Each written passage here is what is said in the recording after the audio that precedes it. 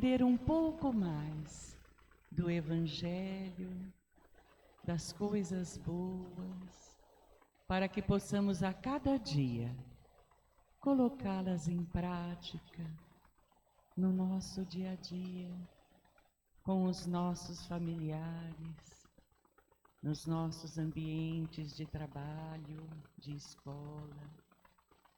Então, Mestre, estamos aqui hoje, com os nossos corações abertos, nossas mentes despertas, para aprender um pouco mais.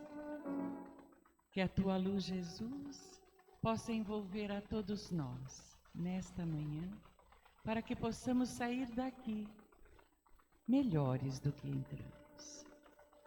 Que assim seja, graças a Deus.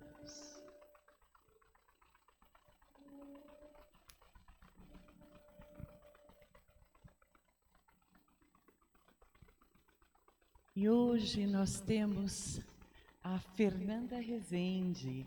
Ela é uma psicóloga clínica, ela é especialista em luto e ela vai desenvolver o tema Luto e Espiritualidade, a doutrina consoladora. Seja bem-vinda, Fernanda. Bom dia. Vocês me escutam? Posso fazer uma pergunta? Por que vocês sentam todos para trás? Sentem para frente, por favor. Vocês são café com leite. Mas e os demais? Quem não é da casa poderia fazer um pouco? Porque eu fico andando o tempo todo. Aí eu vou ter que voltar e voltar e voltar. Obrigada. Assim o calor humano fica melhor, né? Esse sábado de frio, não é? Acordamos cedo. Obrigada pela gentileza.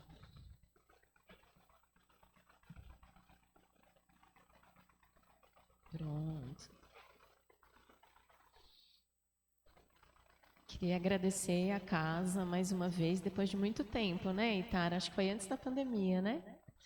Obrigada pelo convite, fico muito feliz de retornar à casa, com um tema um pouco diferente. Da outra vez, eu acho que a gente estava falando sobre prevenção do suicídio, não foi? Foi, né, Itara? E agora eu vou estar trazendo um tema que para mim é muito caro, que é o processo de luto. Então, eu sou psicóloga, eu atendo constantemente, o dia todo, pacientes enlutados. Eu também sou tarefeira de uma casa, o Grupo João Ramalho, que também tem um grupo de pessoas enlutadas. Então, esse é meu dia a dia, esse é meu tema, já há muitos e muitos anos. E as pessoas falam assim, nossa, Fernanda, mas é tão pesado, né? Falar de luto, falar de morte. E eu falo, na verdade, quando eu falo de morte, eu estou falando de vida. Porque quando o enlutado chega à minha frente para poder falar do seu ente querido, ele está falando de amor. O luto sempre vai ser a qualidade do amor. Quanto mais eu amo, mais entristecido, mais difícil vai ser esse processo de luto. Como eu sou psicóloga, eu vou estar tentando fazer essa interface entre a psicologia e a espiritualidade. Então, em alguns termos, né, eu entendo que eu estou numa casa espírita, eu acredito na vida após a morte, mas a gente também vai estar falando o olhar da ciência, da psicologia em relação ao processo da morte e do morrer, tá? Nesta encarnação, sabemos que somos aqui só de passagem. Aqui é só um estágio.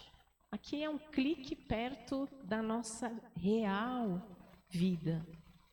Mas aqui, como Fernanda, e eu estou Fernanda, né? Eu não sou Fernanda. Nós sabemos que o espírito não tem sexo, né? Somos homens e mulheres. Mas aqui, nesta encarnação, um dia a Fernanda acaba. Eu só não sei, ainda bem, né, que temos o véu do esquecimento, eu só não sei como nem quando. Isso é o grande paradoxo da humanidade, principalmente para aquelas pessoas que não têm uma denominação religiosa ou não acreditam, né, numa vida, seja ela qual for, após a morte. Então, esse é o grande medo da humanidade. Como eu morro? Quando eu morro?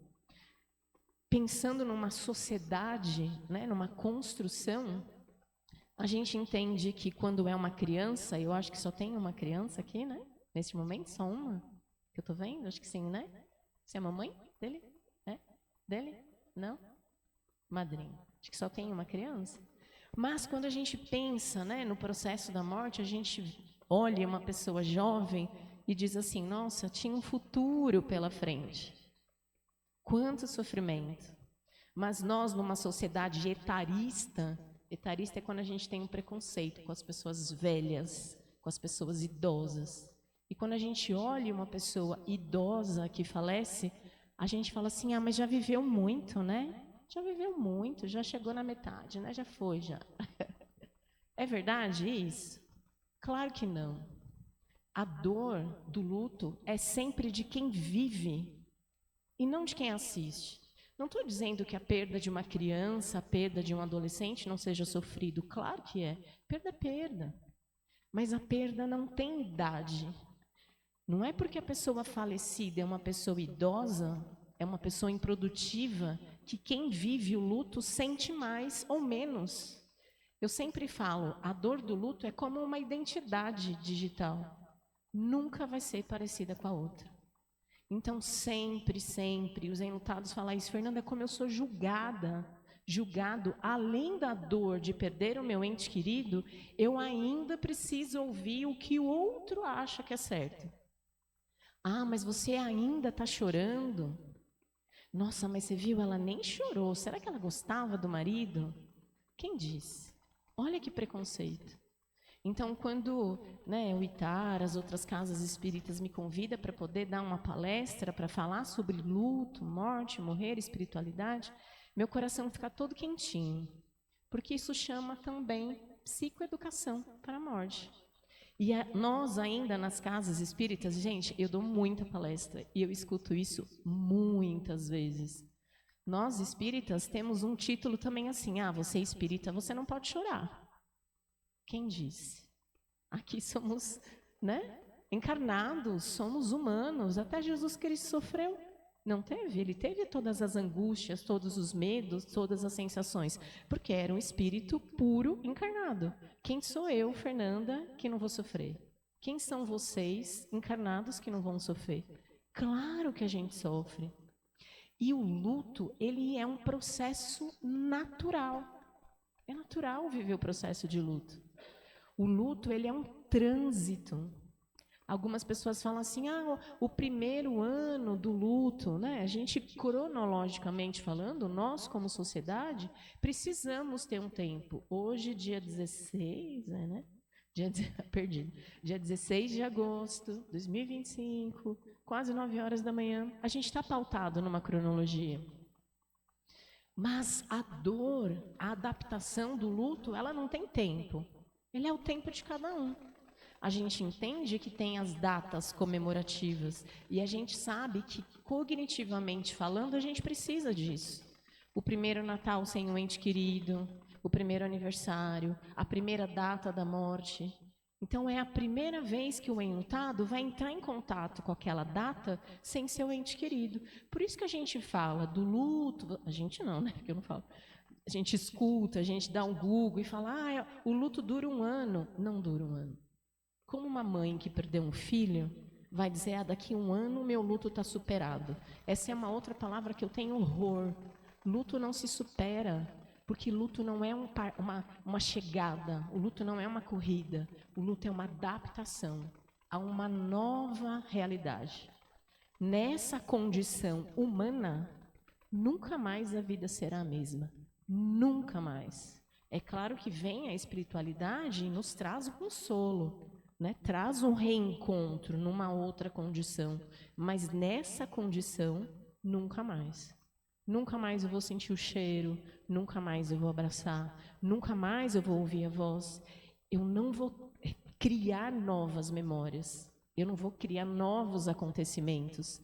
Na vida do enlutado, o passado é onde prevalece. Porque o futuro é essa incerteza. Como vai ser a minha vida? Sem contar que, além do falecimento do meu ente querido, existe o que a gente chama de lutos secundários, que são essas perdas que são adjacentes. Então, meu Marido morre, como é que fica a minha história de vida? Eu vou ter que virar mãe e pai ao mesmo tempo? Às vezes a vida financeira. Então, né, precisa mudar de casa, mudar de estado, mudar de país? Como é que fica isso? Isso são as perdas secundárias, que vêm junto com o processo da morte e do morrer. Então, o luto não se supera, o luto se vive. O luto é uma trajetória entre altos e baixos. Tem paciente que fala assim para mim: Fernanda, eu acordo de um jeito, eu passo o dia de outro e chega à noite meu humor está de uma outra forma. E eu falo, isso é o processo de luto. Luto não é doença, luto é ausência, fazendo presente. Sabe aquilo que às vezes a gente escuta, né? Como é que pode alguém que não está presente ser muito presente? Às vezes, né, eu acompanho algumas relações que tinham até algumas dificuldades. Sabe aquela relação, né, que é difícil, que você tem que orar e vigiar muitas vezes? E às vezes, quando a pessoa falece, parece que esse vínculo até intensifica, mais ainda. Para todo lugar que um enlutado vai, ele lembra daquele seu ente querido. Claro que vai ter tristeza, não tem como não ser tristeza. Mas luto não é doença. Por isso que luto a gente não medica, por isso que luto a gente não trata. O que a gente trata? Quando existe um luto prolongado, que aí é diferente. Aí a gente está falando de uma outra seara, que talvez não dê tempo da gente entrar aqui, que sim, aí realmente são pessoas que precisam de ajuda, às vezes precisam entrar com intervenção medicamentosa, mas o luto, deixa eu passar aqui, eu não sigo, viu, gente? É difícil eu seguir isso aqui. Mas o luto, ele é uma reação natural, a perda, tem que viver. Aí eles vão dormir. Se apagar, eles vão dormir. Não vão dormir? Vão, tenho certeza. Tá bom assim, né? Senão vocês... Tá bom assim, não tá? É, senão vocês dormem, pelo amor de Deus. Até me perdi no raciocínio. Tá vendo? Você deixou no escuro, embalado. Brincadeira. Então, acho que foi isso que eu estava falando. O luto, ele não é uma doença, né? Ele é um processo. É claro que tem pessoas que têm um sofrimento até anterior ao processo de luto, que já vinha com alguma comorbidade, uma depressão, uma ansiedade, uma síndrome do pânico. E aí sim, diante do processo de morte, todo esse sofrimento ele pode intensificar. Mas o processo de luto, ele é saudável. Então, aquilo que a gente escuta, né? Nossa, mas olha como está triste. Nossa, não, calma. O luto precisa de tempo para ajustar. O corpo precisa entender, a sociedade também precisa entender. E é a vida se adaptando de uma outra maneira. Então, quando a gente fala do processo da morte e do morrer, cada cultura vai viver o seu processo de luto de formas diferentes. Por isso que a gente fala que, dependendo da cultura, há uma maneira diferente de lidar com o processo da morte e do morrer. A grande maioria aqui são todos muito jovenzinhos, né? Não é muito jovenzinho? Quantos anos você tem?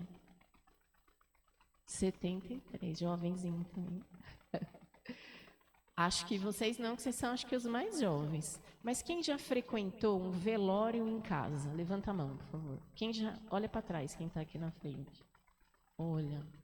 Lembram? Não lembra de um velório em casa? Imagine como era, né? As pessoas se reuniam, em cidades menores, o comércio fechava.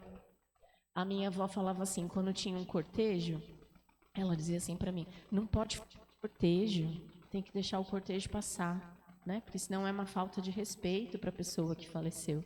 Imagina um cortejo, um carro funerário passando na Avenida Paulista. Tem como a gente imaginar isso hoje? Claro que não. Quem mora em apartamento? Levanta a mão. Imagina o funeral dentro do apartamento. Vocês conseguem imaginar isso? Dá? Quem tinha aqueles santinhos que já recebeu aqueles santinhos? Lembra? Gente, vocês são idosos, a grande maioria, né? Tudo idoso. A gente está falando de culturas transgeracionais. Olha lá, construção e história. Hoje a gente não tem mais velório dentro de casa, pelo menos não é a nossa realidade, né? Eu fui para Tiradentes recentemente, e eu não sei quem conhece, mas geralmente as cidades mineiras ou algumas cidades no Nordeste tem isso, né? São as igrejas, e aí em torno das igrejas, ou no altar das igrejas, tem é como se fossem cemitérios, né? E quanto mais próximo da sociedade, ali dentro, né, da comunidade religiosa, ou que tinha um bem maior financeiramente naquela comunidade, eles eram enterrados, tanto no altar como ali próximo à igreja. E aí eu fui, acho que um mês atrás, e conversando lá com o guia, eu falei, nossa, mas além desse cemitério, tem algum lugar que se vela? Não, moça, é dentro de casa. Eu, como assim ainda? Né? A gente está aqui em Minas, é um outro estado. Cada cultura vai ser de uma maneira diferente. Então, para aqueles velórios que eram feitos em casa, e hoje é algo impensável, isso tem a ver com a mudança transgeracional. Do mesmo jeito que os santinhos, hoje a gente tem as redes sociais. Era imaginável a gente fazer uma condolência nas redes sociais? Não existia. Hoje eu falo, muitos, né, não sei se alguém aqui já viveu essa experiência, recebe a notícia da morte de um vizinho, de um parente distante, pelas redes WhatsApp, pelas redes sociais. Nossa, meu amigo, nossa, aquela pessoa do trabalho faleceu. Aonde que descobre? Nas redes sociais. Isso é transgeracional. A maneira que vivemos a morte e o morrer, ela muda de região para região, de cultura para cultura. O luto são reações à perda, e são reações diversas, reações emocionais, tristeza, angústia, medo, ansiedade, muita tristeza, muita saudade, emocionais, dúvidas, às vezes culpa, é verdade, o luto muitas vezes tem culpa, e isso intensifica mais ainda o sofrimento do enlutado. Muitas vezes o enlutado tem o e se. Isso também é muito dolorido. E se eu tivesse vendido a casa? E se eu tivesse chego mais cedo no hospital? E se ele não tivesse saído de casa? Fazendo um adendo, né, gente? Trânsito de São Paulo é um caos, vamos combinar? É onde mais tem desencarne, se a gente parar para pensar, né? Mais do que guerra civil. O que é isso, sair de casa e não voltar mais? Se ele não tivesse ido, se ela não tivesse ido, esse se machuca demais. Então, são reações emocionais. Mas o enlutado também sofre no corpo. A dor transborda no corpo, o que a gente chama de psicossomática. É muito comum os pacientes falarem, Fernanda, que dor no estômago, que dor nas costas, que dor na cabeça. Dentro da área da saúde, a gente conhece muito um termo chamado síndrome do coração partido. Isso é uma pesquisa lá na década de 90, onde alguns cardiologistas começaram a perceber que chegavam pessoas no hospital como se estivessem infartando. E aí eles começaram a perceber que eram jovens viúvas, jovens no sentido de ter sido recém-viúvas, né? E aí começou a perceber que o enlutado sentia tanta dor, né, nessa região, que é como se tivesse a sensação do infarto. Então, sim, é verdade, o luto dói no corpo. É uma maneira, né, de expressar a dor pelo corpo. Isso aqui eu já falei, ó. O luto, então, é saudável.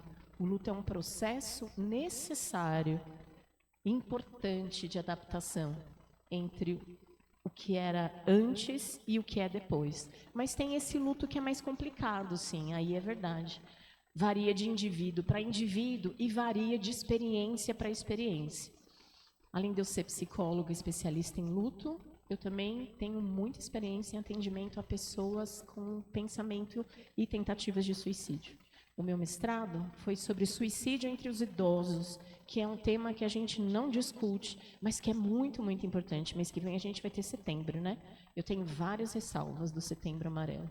Claro que a gente tem um número significativo de crianças. Eu já tive pacientes que a criança de 12 anos faleceu por suicídio. Claro que a gente tem um número absurdo. E, de novo, tem uma sociedade muito cruel, né? A gente está vendo aí nas mídias essa exposição das crianças e o boom que isso veio se tornando nas últimas semanas, né?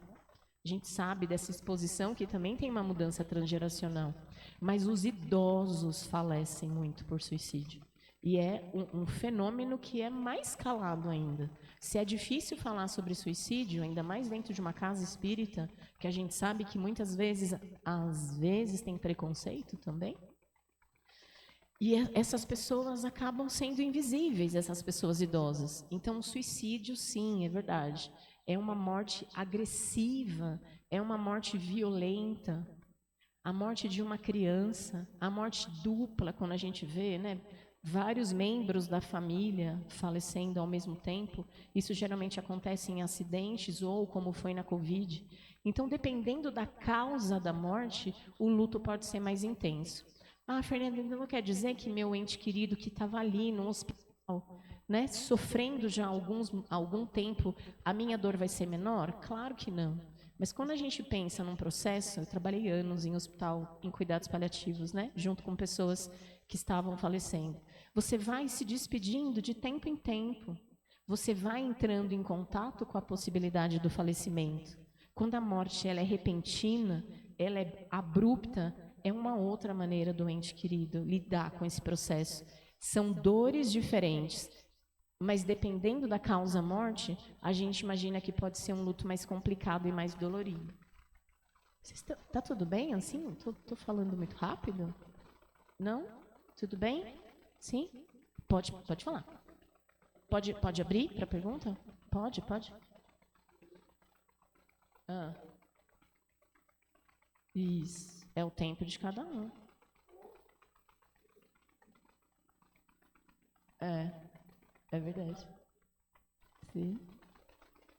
Então, é uma condição universal, é irreversível, falam de mudanças, ele é dual porque ela é flutuante, né? De novo, por isso que não é uma superação, é uma adaptação. O luto se adapta. Fernanda, mas então o que é ser saudável no luto? É adaptar a sua dor, é respeitar o seu tempo, é respeitar as mudanças, mas é conseguir encontrar acolhimento. E não dizer, nossa, mas eu não melhorei ainda, ou eu estava melhor e voltei. Calma, tá tudo bem. É assim mesmo. É essa bagunça. A morte tira tudo do lugar. E tira tudo do lugar para nunca mais voltar, né? É uma outra realidade. Olha aqui que eu falei para vocês. A dor transborda no corpo. E a gente escuta muito assim, ainda mais nessa sociedade, né? Não chora. Quantas vezes a gente escutou isso? Não chora. E eu falo, choro é analgesia da alma. Você está com vontade de chorar? Chora. Ah, Fernanda, mas se chorar, vai atrapalhar o ente querido. A gente sabe, dentro de uma cultura religiosa, de uma casa espírita, que sim, isso pode ser verdade, mas isso não pode ser uma imposição constantemente. Às vezes, é cruel dizer isso para enlutado sem saber o contexto dele. A gente não sabe. Chorar é humano. Chorar é diferente de se desesperar. São coisas diferentes. A pessoa está num desespero, a pessoa paralisou a vida. Tem um paciente assim que até pensa na morte, pensa no suicídio, para poder reencontrar o ente querido. Opa, aí a gente acende uma lanterna.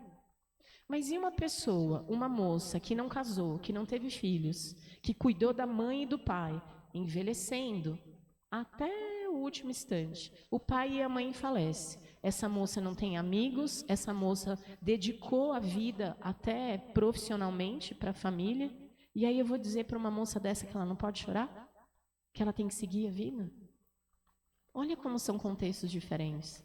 Então, quando eu julgo, eu mais prejudico do que eu ajudo. Precisa. Às vezes a dor é tanta, às vezes o peito dói tanto, que a única coisa que alivia é chorar. E tá tudo bem. Ainda mais nos primeiros meses, né? Que é tudo ainda muito novo, que é tudo muito ainda incerto. E eu sempre falo, se você pode, né, entender o que é a doutrina, primeiro, vai ser cuidado. Se você sente no seu coração, vai ser cuidado numa casa espírita, vai ser cuidado por profissionais. Se der, se tiver espaço, vai fazer um trabalho voluntário. A partir do momento que você cuida de si, você também está cuidando do seu ente querido. Nós acreditamos nessa conexão. E essa conexão pode demorar um tempo, porque o tempo de lá não é o mesmo tempo daqui, né? O tempo de lá não é o mesmo tempo daqui. Pode acontecer de uma comunicação? Claro que pode. Por que não? A gente não aprende isso na doutrina de Allan Kardec? Né? Isso pode acontecer, dependendo da evolução do espírito, da condição do espírito. Às vezes não. Às vezes o espírito precisa de um tempo, o ente querido precisa de um tempo, ainda mais dependendo da maneira que foi o desencarne. Mas o que é mais importante? E não dizer, não chore, você não pode chorar. Olha como a gente pode mudar a maneira de uma forma carinhosa. Vai se cuidar. O que você acha de você se cuidar? Vamos pensar de uma outra maneira? O que é muito importante quando a gente está cuidando dos enlutados? Às vezes vem um pensamento intrusivo constante. Pensamento intrusivo constante de muita dor. Às vezes do momento da morte, da forma que foi a morte, de uma maneira punitiva. Aí sim, aí a gente está falando de uma outra ordem. Mas pensar no ente querido, lembrar, trazer as memórias, por que o enlutado não pode? Chorar, então, é ruim? Chorar não é ruim. Eu estou voltando, né? Peraí. Olha aqui que bonito, ó. O luto não é doença. O luto é ausência. O luto é tentativa de transformação. Eu acho que eu estou tendo problema com isso aqui, não? Aqui. Olha que bonitinho, ó. O luto é transitório. O luto muda. Ele é impermanente. A necessidade de refazer uma nova história e ressignificar as memórias. Como que eu sigo a vida sem meu ente querido? Isso precisa de tempo. Os valores mudam. Eu sempre pergunto para os meus pacientes, o que mudou? Oi, neném. Oi? Pequenininho. O que muda depois da morte? O que mudou depois da morte para aquela pessoa? Será que os valores são os mesmos? É muito comum as pessoas falarem, Fernanda, aquilo que para mim era muito, hoje é pouco. Eu não dou mais importância para coisas pequenas como eu era antes. Então, sim, a morte amadurece as pessoas. Ela traz uma outra perspectiva para a vida. É verdade isso. Ó, tá vendo? Não é culpa minha. Foi? Olha aí. Será que o silêncio nos protege da dor? Quem não consegue falar sobre a morte? Levanta a mão. Não, é um tema tabu. Todo mundo fala sobre a morte? Todo mundo aqui? Nossa, ou vocês são muito verdadeiros ou vocês não são verdadeiros. Vocês já comentaram com seus entes queridos como que vocês querem no final da vida de vocês? Se vocês tiverem uma doença grave, se vocês querem ser entubados, sedados. Vocês já conversaram? Então vocês não falam da morte. Vocês querem ser cremados? Sepultados? Vocês sabiam que hoje tem uma outra maneira? Olha aí de novo a cultura, né?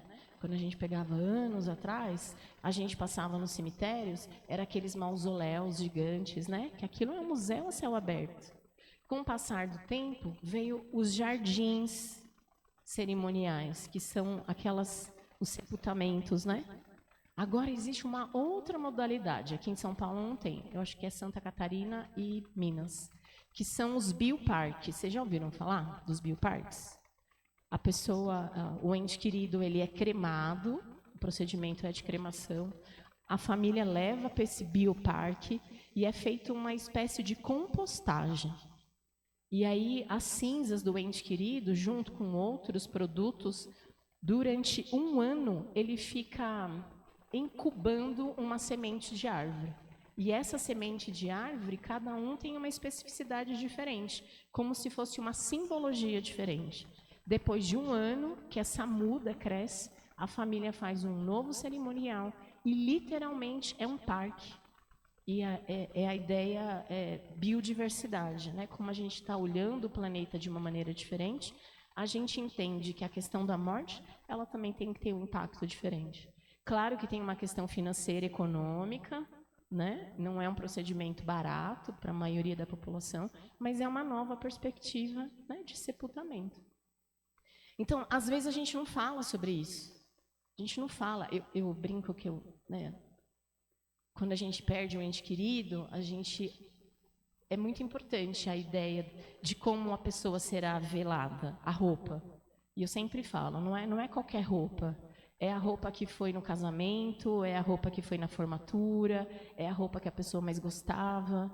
Na pandemia a gente teve muito isso, né? O luto sem flores, que a gente fala, a impossibilidade de se despedir e homenagear os seus entes queridos. Mas para a nossa sociedade, a roupa é importante. E eu brinco com a minha família que eu falo, eu quero ser enterrada de pijama. Na verdade, eu quero ser cremada, mas eu falo, eu quero de pijama. Porque eu amo chegar em casa depois de um trabalho, tomar banho e colocar pijama. É a nossa significação, é aquilo que faz sentido. O luto é para quem fica, a gente entende isso. Mas a gente não fala de uma maneira leve sobre isso. A gente não conversa. Hoje a gente tem as redes sociais. Também é uma forma, é uma herança. O que vai acontecer com as minhas redes sociais? A gente, né? A grande maioria de nós não temos rede social. Né? A gente vive, é um novo ambiente. O que a gente faz com tudo isso? Vocês já conversaram com as pessoas mais importantes sobre isso? Sim ou não? Então, a gente não fala, a gente mantém em silêncio. A gente não sabe falar sobre o nosso processo de luto. Porque é mentira, você diz, não, para mim é super tranquilo falar de morte. Mas tem peculiaridades que a gente não fala. Até porque a gente tem um imaginário de dizer, falar da morte é aproximar dela, não é? E não necessariamente. Você levanta a mão? Ele pode falar. Do quê? Cultural. Sim.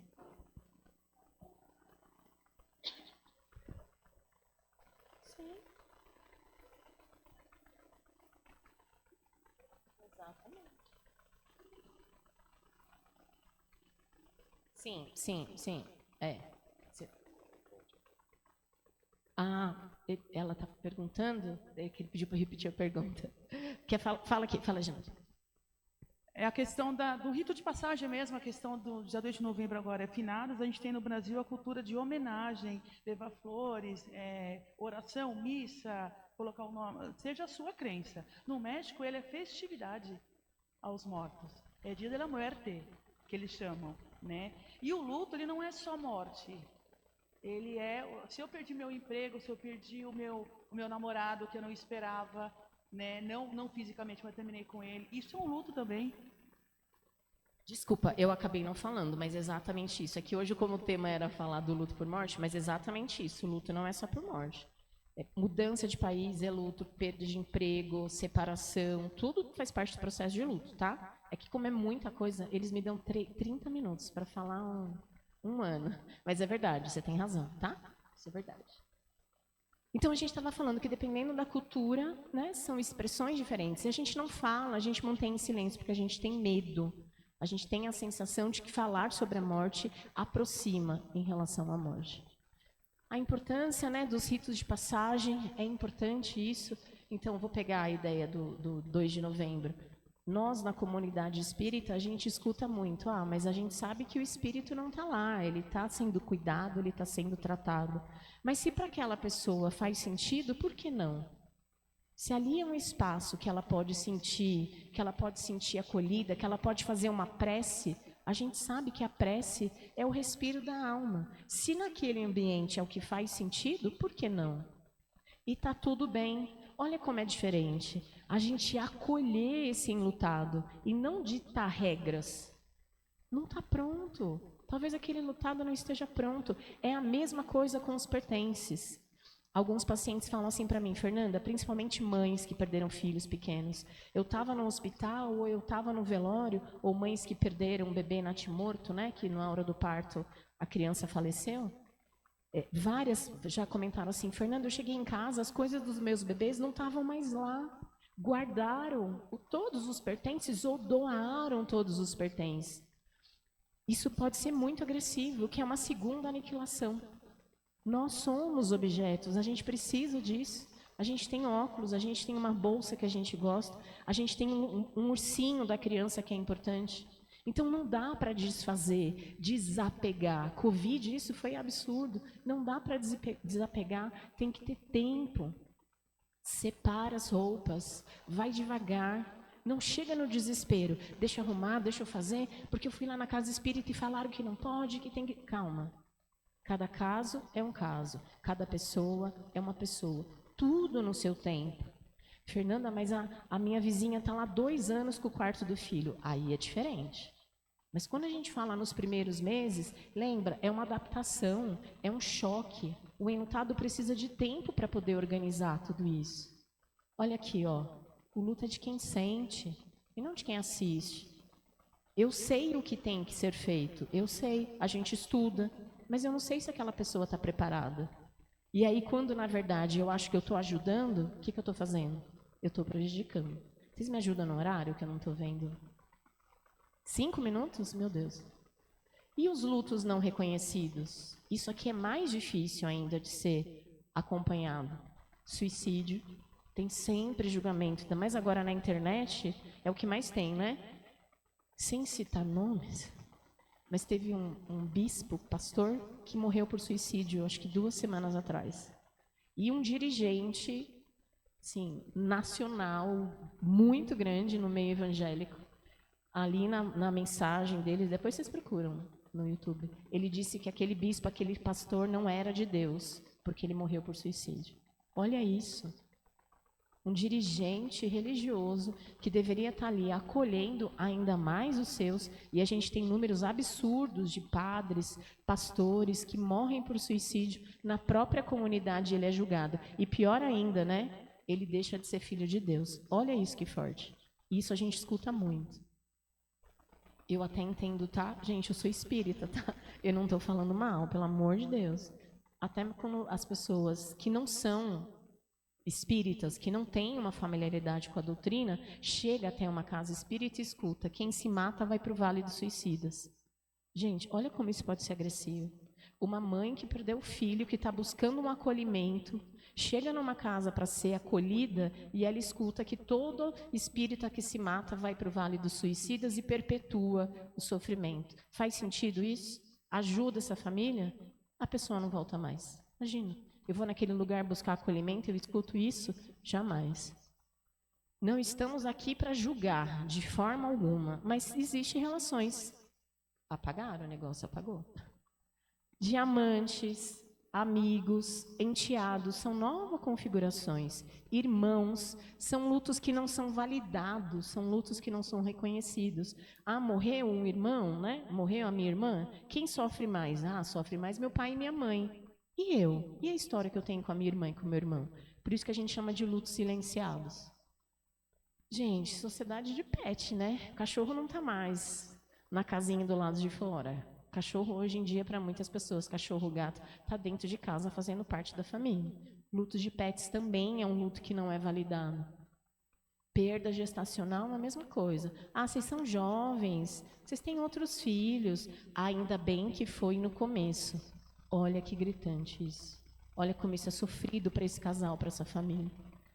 De novo, não estamos aqui para julgar. É isso que a gente aprende. A doutrina espírita é consoladora, ela acolhe. Mas sim, tem mulheres que abortam, provocam um aborto. E nenhuma mulher provoca um aborto se ela não tiver sofrimento antes. Há outros abortos anteriores ao aborto desse novo espírito. Então, cuidado, a gente não sabe a história daquelas pessoas. A vida é dela, lembra? Não é minha. Eu não sei os motivos que fizeram com que aquela mulher escolhesse entre aspas, né? Até essa decisão. Calma, a gente não sabe. O que a gente sabe? Acolha, tenta entender, traga para perto. Isso vai fazer toda a diferença. E por último, o idoso, né? De novo, já era um idoso demente, já estava lá, passou a vida. E aí? A colega falou, tá vendo? Eu não vou falar porque senão não vai dar tempo. Todos os outros lutos, divórcio, infertilidade, ainda mais a sociedade evoluindo, aposentadoria, mudança para ILPI. ILPI é casa de repouso, também tem muito sofrimento. O idoso sai ali do seu ambiente familiar e vai para uma outra realidade. Mudança de sexualidade, isso também é. Doenças incapacitantes, escrevi errado ali.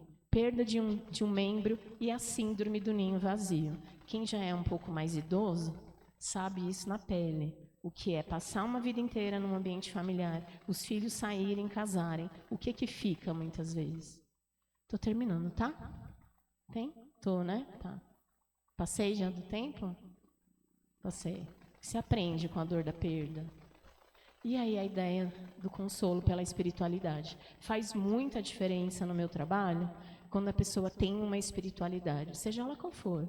Não precisa ser necessariamente espírita, evangélica, católica, não importa. Isso dá um espaço para o luto ser cuidado de uma maneira diferente. Pois é o consolo dessa continuidade, né? A morte não acaba, a morte não é um fim. Tem uma perspectiva de um encontro. Há uma nova comunicação com esses entes queridos. Há essa possibilidade de conexão. A espiritualidade traz a proteção, traz um amparo, traz um acolhimento. E isso faz muita diferença nessa dor. A gente sabe da importância da evolução divina. A gente sabe que estamos aqui como os encarnados pelo amor de Deus, pelo amor, pela justiça. A possibilidade de evolução. Isso não é lindo? Né? Quando eu penso no amor e na caridade, eu penso, a gente pode evoluir, a gente tem tanta coisa para aprender, a gente tem tantas possibilidades. E a espiritualidade nos ensina e nos coloca o sentido da vida. Qual que é o sentido da sua vida? Se aqui é uma dádiva, se esse instante é uma dádiva, o que a gente está fazendo com ela? A gente tem clareza? Hoje é sábado. Vocês nunca mais vão me chamar para vir aqui de novo. Hoje é sábado. Alguém tem certeza que vai chegar em casa hoje? Alguém tem certeza que amanhã vai estar vivo? Não. E por que a gente espera tanto para poder fazer aquilo que é importante?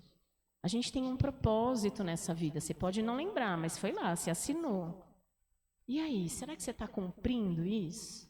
Por isso que eu falo, falar de luto não é falar de morte, de coisas ruins. Ao contrário, claro que é triste. Mas nessa condição que a gente está agora, né, pensando numa palestra, trazer um tema como esse é olhar para a vida. É dizer, peraí, o que eu estou fazendo com essa minha existência? Será que eu estou cumprindo com os meus propósitos?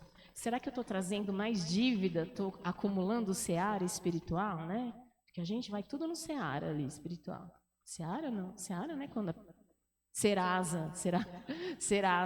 Nosso nome está indo tudo para o Serasa, nós somos todos espíritos no Serasa, só dívida a gente vai acumulando. Será que tem que ser assim?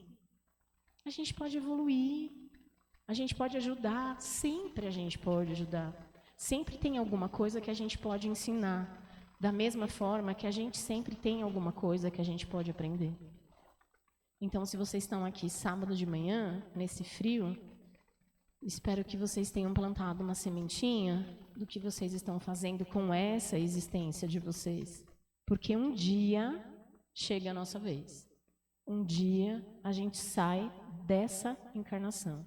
Como que vai ser? Obrigada, Itar, pelo convite, pela gentileza.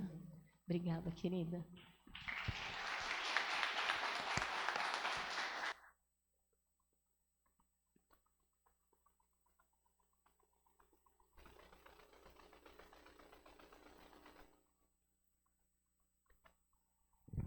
Nós que agradecemos a Fernanda, muito obrigada, Fernanda, pelos esclarecimentos, não é? E agora, nós vamos novamente fechar os nossos olhos.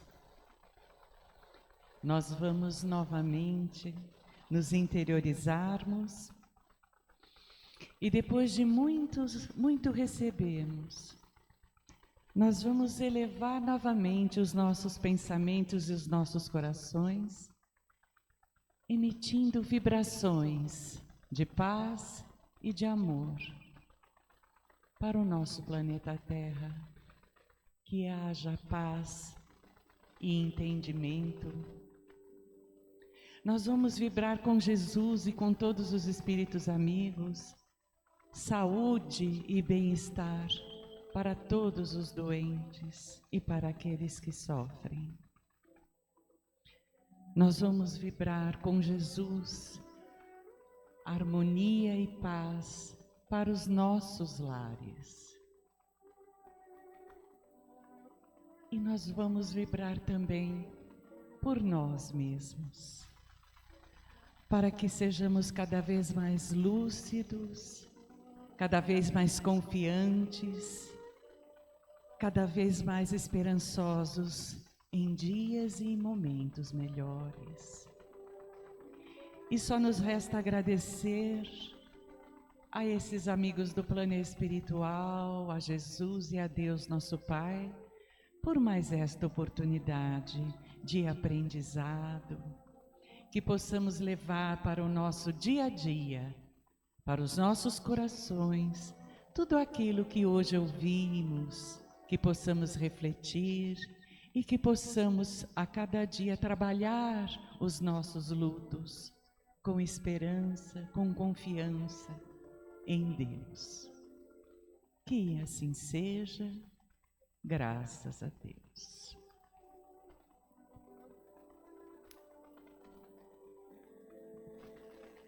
E antes da nossa assistência espiritual, eu tenho 3 recadinhos. O primeiro deles é a retomada da campanha do quadradinho de lã. Então, os tricoteiros e crocheteiros, a gente está fazendo a campanha dos quadradinhos de lã 20 por 20. Então, tem uma caixinha ali, quem quiser fazer os quadradinhos de lã e colocar ali, eles depois vão ser todos unidos nas colchinhas para aquecer a quem precisa. Outro recado, no próximo dia 21, quinta-feira, vai haver uma palestra com a intérprete de Libras, né? E nós também estamos convocando e chamando aqueles que podem colaborar com esse feito das Libras, tá? Então, quinta-feira vai ter uma palestra com a intérprete de Libras. E o último é móveis, doação de móveis. Quem quiser doar móveis para o nosso bazar lá da IAN, né? Que é sempre revertido para a IAN, então entre em contato. Lá no site do CELS tem o telefone da IAN e é um agendamento que a gente faz para que sejam doados os móveis, tá bom? Uma boa semana a todos, um bom sábado, um bom final de semana. Obrigada, Fernanda, e vamos aguardar a chamada para o passe, tá bom? Obrigada.